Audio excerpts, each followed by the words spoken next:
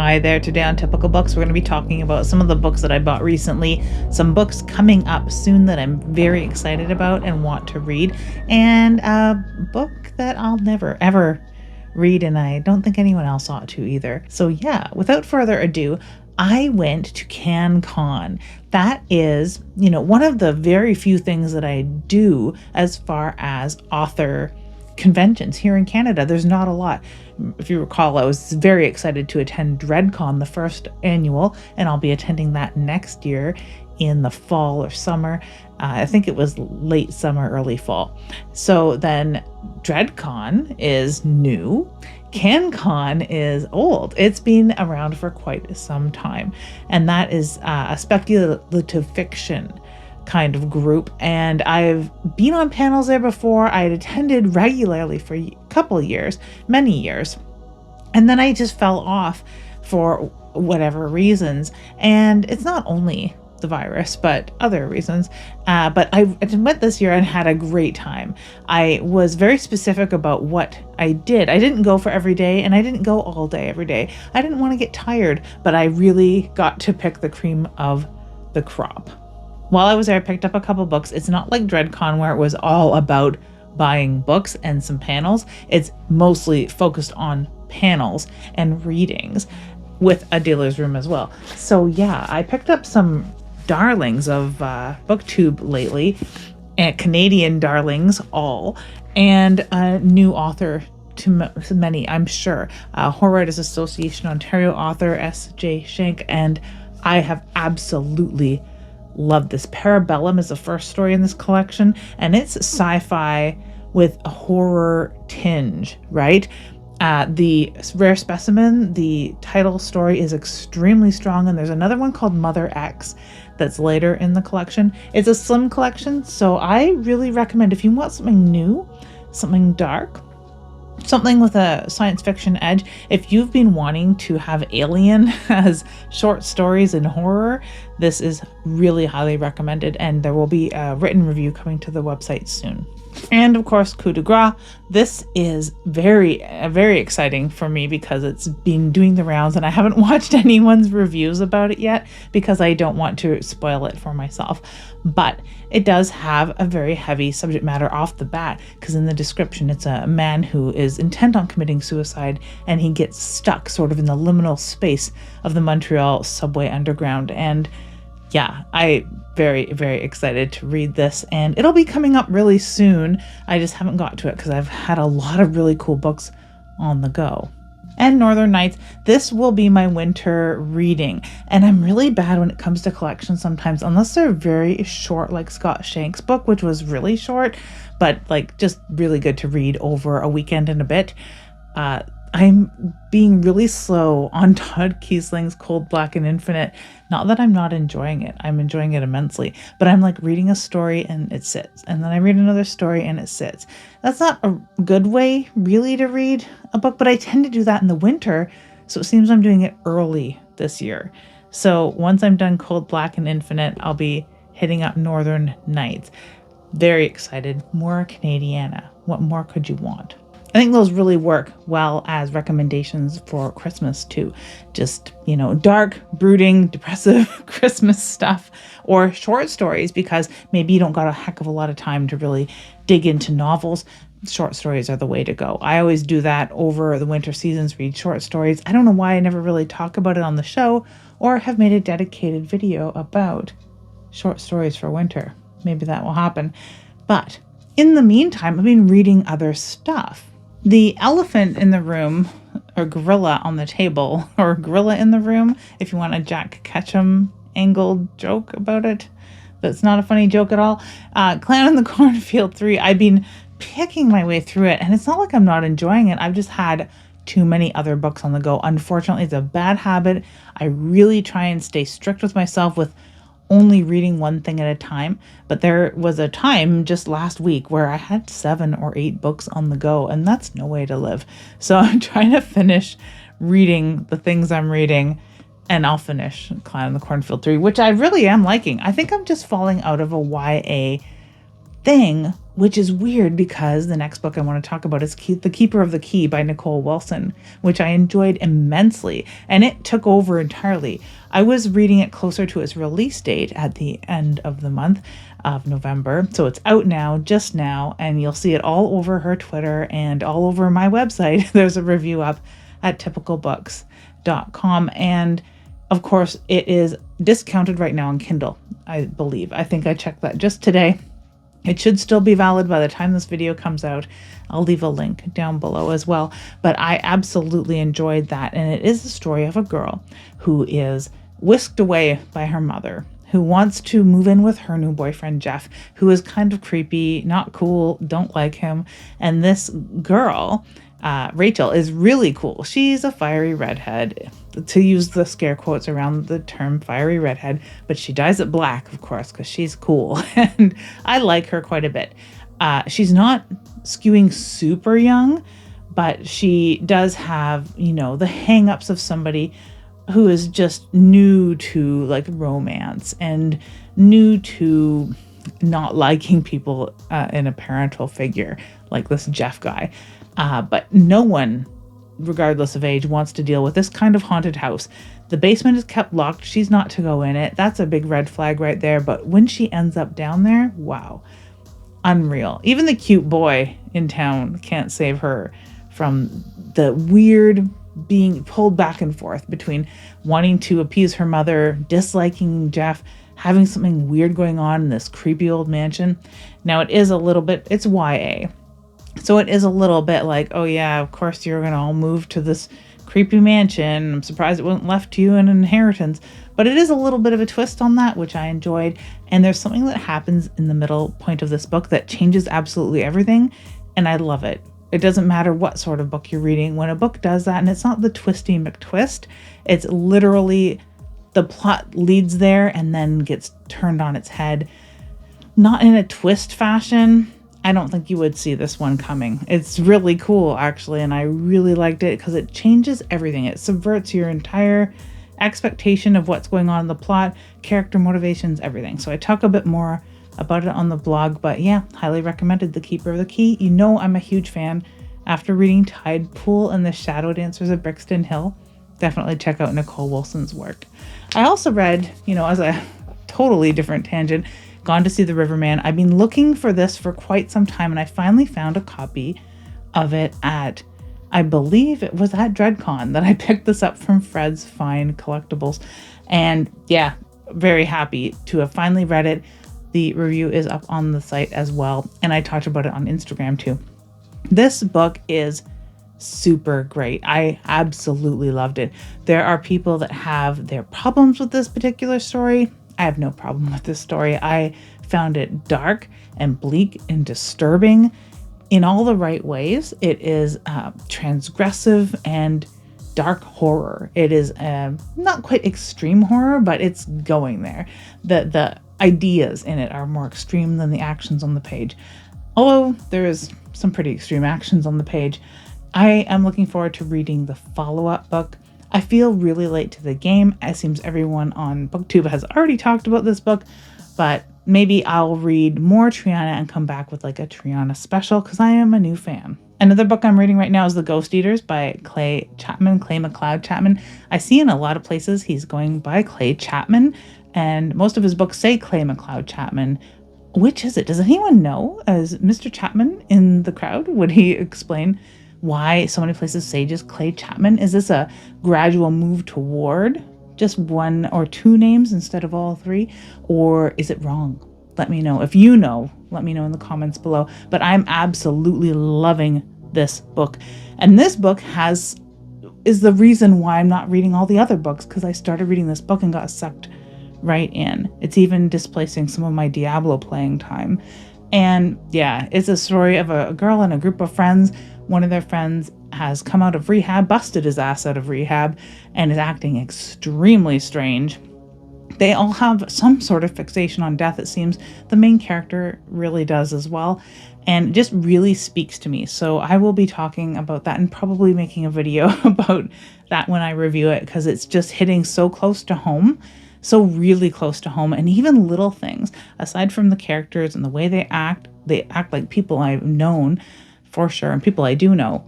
The town mirrors a lot of places I've lived. It's crazy. But yeah, really good stuff. I like Chapman's work, so yeah. And Acts of Violence by Marcus Hawk, which is another one of those collections of short stories that I am too slow to get through, but will before I start reading something like Northern Nights. But I'm holding this for a reason. There is another Marcus Hawk book on the list. So some books that are coming out really soon. There are usually 15 or so books I like to talk about, and I find it really hard to pick and parse. And you know, it hurts my throat to talk about that many books. So I've picked a few coming up in December and January that I am so excited about. I have a feeling I'll buy all of these. I'll be shocked if I don't. You Can't Take It With You by Marcus Hawk, Bellevue by Robin Cook, Wake Up and Open Your Eyes by Clay McLeod Chapman, and Strange Stones by Edward Lee and Mary Sangiovanni. So starting with You Can't Take It With You by Marcus Hawk, which has an amazing cover. I mean, normally I wouldn't go for something that looks so in your face, but yeah, I absolutely love this sort of like dark Penny Dreadful look with very straightforward modern typefaces. That's my jam. Penny Dreadful with modern typefaces. It is a bold new vampire tale, one of greed and lust, power and immortality, age and youth, and of course, blood. Christmas Eve, 1984. So not a Penny Dreadful, after all. Montgomery Nolan is about to die, and even at 90 years old, it's never enough. But he has a way out, a way to live beyond death. No longer hunted by time, he will become the hunter, and the night will be anything but silent. This is from Marcus Hawk, the author of The Miracle Sin and Grey Noise, which was fantastic. Comes a bold new vampire tale, one of greed and lust, power and immortality, age and youth, and of course, blood. And yeah, I'm looking forward to a modern vampire tale. I was lurking on a book Reddit, horror Reddit recently, where people are like, hey, where are the extreme vampire novels? So we'll see if this flirts with that. I myself have written an extreme vampire novel. It's out of print at the moment, but we'll see what we can do about that. It is the namesake of my website, nightface.ca. Nightface, the vampire. It's an extreme vampire book, if you're interested in that sort of thing. The next book is Bellevue by Robin Cook, and this is really hearkening back to my mother's fandom of Robin Cook. And a lot of people sort of forget Robin Cook because you think medical thriller when you're thinking of Robin Cook, MD. And they were horror novels to me, and he is counted as a horror novelist. So yeah, a new Robin Cook novel that sounds a little more horror-y, Bellevue. 23-year-old Michael Mitt Fuller starts his surgical residency with great anticipation at the nearly 300-year-old iconic Bellevue Hospital, following in the footsteps of 4 previous celebrated Fuller generations. So the 4th, Dr. Fuller at Bellevue.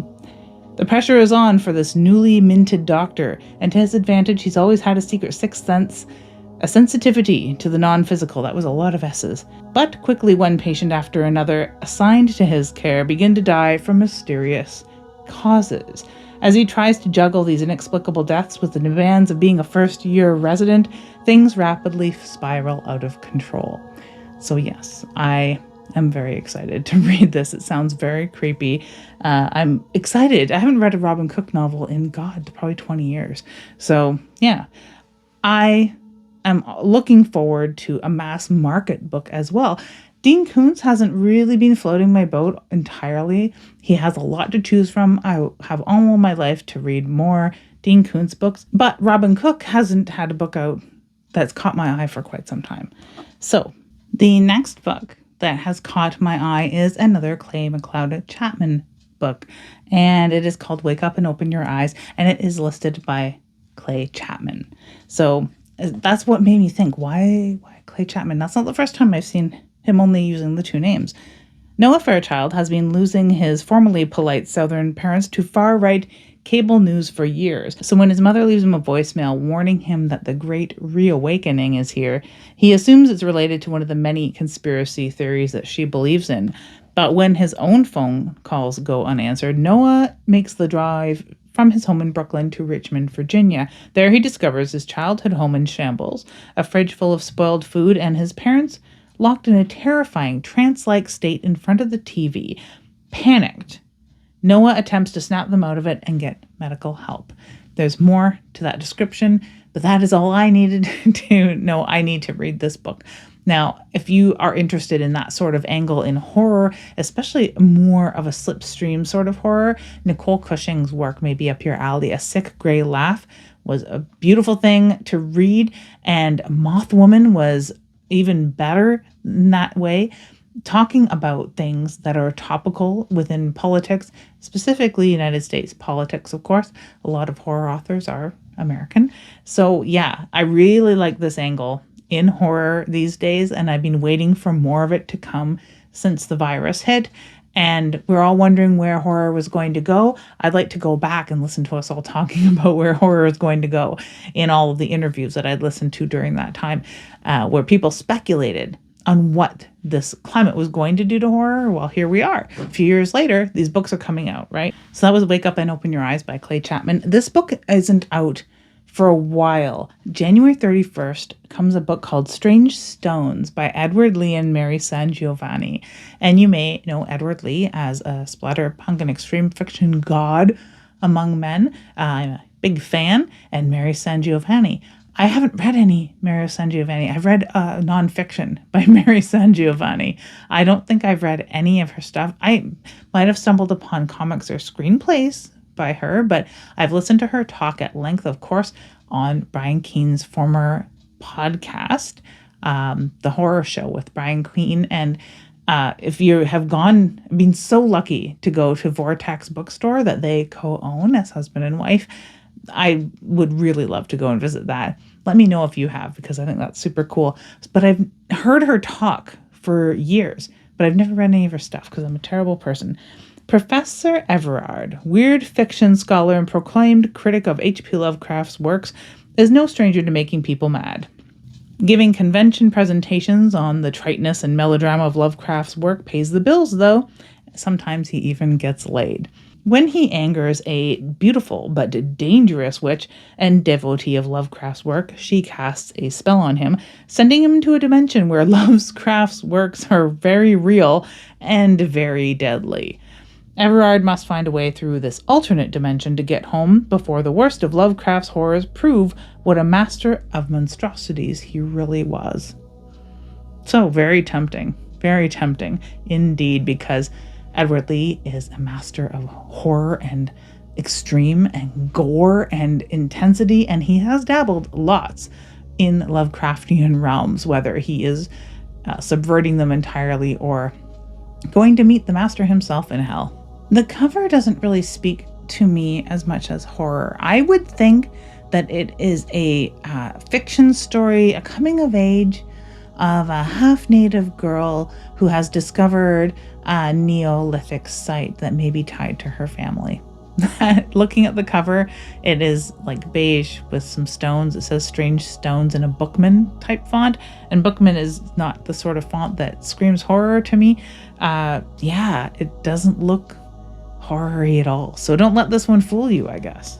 Now, on to books that I don't want to read. One of them is Witchcraft for Wayward Girls by Grady Hendrix, but I'm just fatigued with Grady Hendrix, so I will read it someday. And I'm fatigued with YA, and the description to me smacked of YA, but we're not here to talk about that book because I will probably read it someday. The book I'll never read, probably ever, that is out, is a book that I don't think anyone else should ever read. And you've probably seen it on your feeds, in ads, if you have ads on your YouTube, or, just out and about. Maybe someone has mentioned this to you, like happened to me. I was on the couch and my husband said, "Hey, have you heard about this book? This book."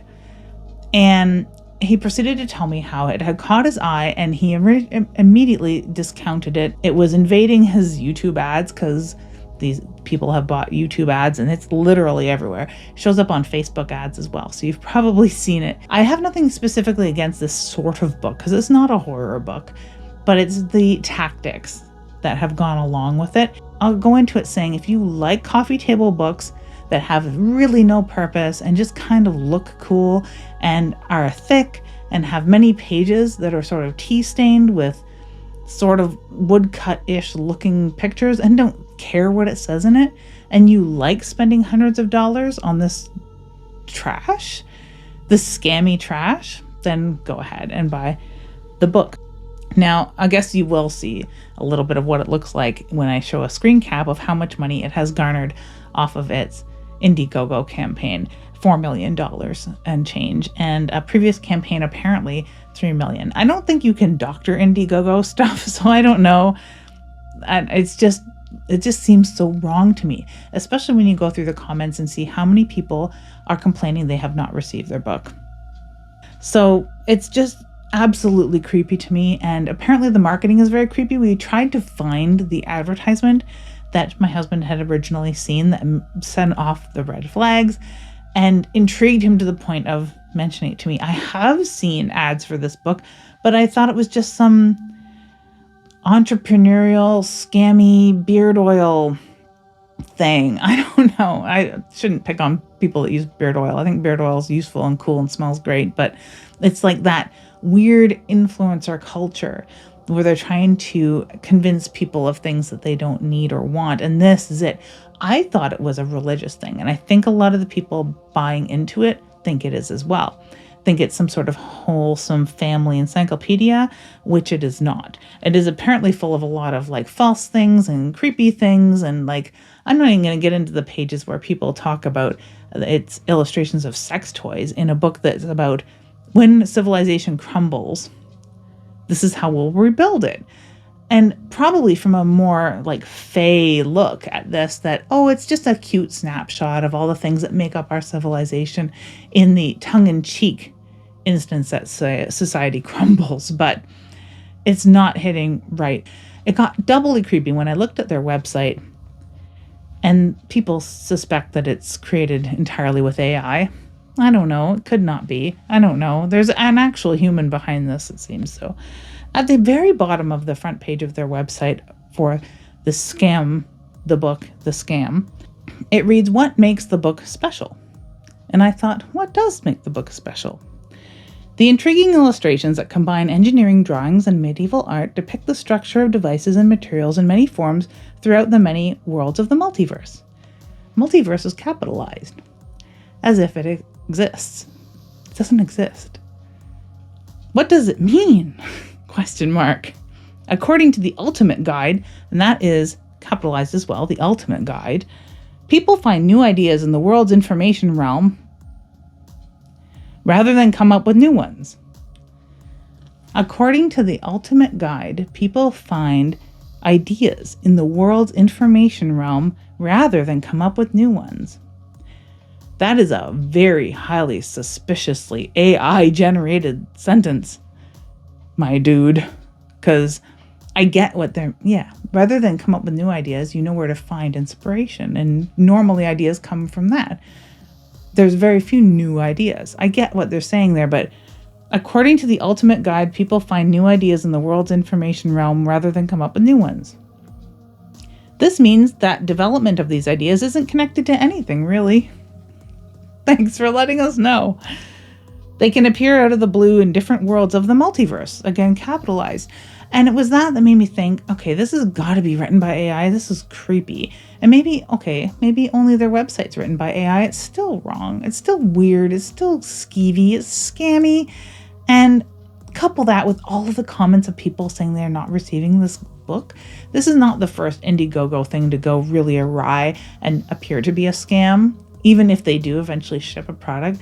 But I've even been involved in ones for horror games, books, movies, all sorts of stuff. Throw them $5 and never see it again. This is asking for $119 to $260 for this. Hate to sound like a weird ranty PSA, but it is a weird ranty PSA for a scammy weird book. Is this weird, or is this just me? Is it weird? Oh, yeah, hopefully no one's getting that in their stocking. But if you do, if you've ordered it, let me know. I want to know why. That's interesting to me. And if you do get this for Christmas, which apparently a lot of people are getting it for Christmas, again, why? And like, not to blame whoever bought it for you, but like, it seems to be geared toward two different groups. Preppers, which isn't all bad. My mom was a bit of a prepper, and I kind of have that thread in me. And also this family wholesome Christian thing. I think because of the title of it, they think it is a follow-up to The Good Book. Or they're just buying into like lovingly crafted, beautifully illustrated coffee table book that will be the conversation piece of your next gathering. I think that they're just buying into that marketing spiel. And that's where I get doubly sad about this, is that I've got some really cool books I talked about here today.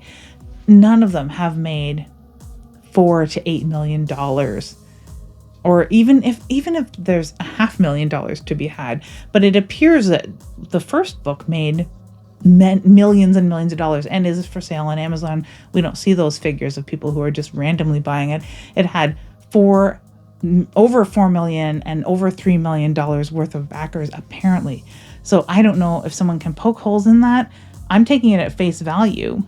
That's crazy. None of these books, even Brandon Sanderson, who has done some really crazy Indiegogo things with his books, hasn't made that sort of money off of a single book, I don't think. But these books that don't get that sort of spread, that don't get that hype machine behind them, it makes me feel even more sad that people would rather spend their money on a weird, useless coffee table book, and when they could buy like 14 really good quality fiction books to inspire them way more than this book ever could. Anyhow, so that's my PSA. Happy holidays. I will see you soon. By the middle of the month, we'll have some books coming out later on in December as well as January. So looking forward to the new year. Do you have some reading plans? Are you doing any sort of book giving things? Are you participating in the book flood that happens every year? And if so, let me know what you think I ought to be reading.